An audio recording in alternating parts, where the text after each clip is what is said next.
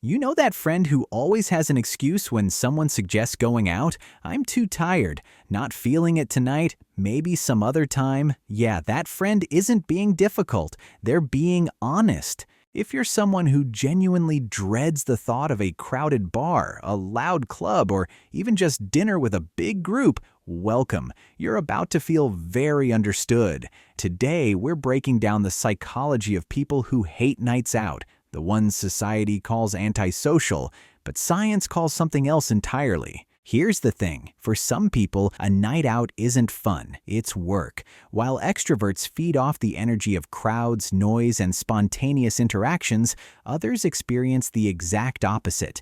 Every conversation drains them. The music, the lights, it feels like an assault on their nervous system. And when they finally get home, they don't feel energized. They feel exhausted. Psychologists call this sensory overload. Some nervous systems are just more sensitive to stimulation. It's not about being weak or boring, it's biology. Their brain processes everything more deeply, which means typical nightlife environments aren't exciting, they're overwhelming.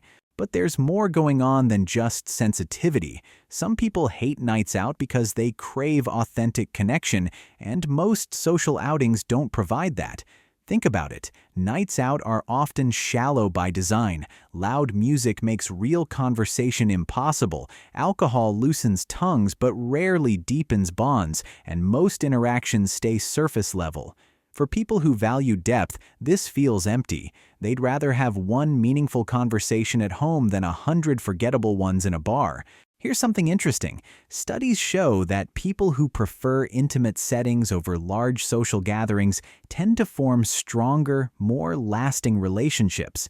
They're not collecting acquaintances, they're building real connections. And let's talk about the pressure. Society glorifies nightlife culture, the Instagram stories, the live while you're young mentality, the idea that if you're not out there, you're missing life. But what if that's backwards? What if forcing yourself into environments that drain you is what's actually making you miss your life? Now, some people hate nights out for a different reason. Social anxiety that sometimes makes every outing feel like a performance. Past experiences where they felt judged, excluded, or humiliated. For them, avoiding nights out isn't a preference. It's sort of a protection mechanism. So it's important to ask yourself, do I hate nights out because they don't suit me, or because I'm afraid of what might happen if I go? But for those who genuinely just don't enjoy the nightlife scene, they're not missing out. They're choosing differently. They find fulfillment in quiet evenings with close friends, in hobbies that require focus, in conversations that actually matter, things most people are too busy chasing the next weekend to appreciate. Hit subscribe if this is you.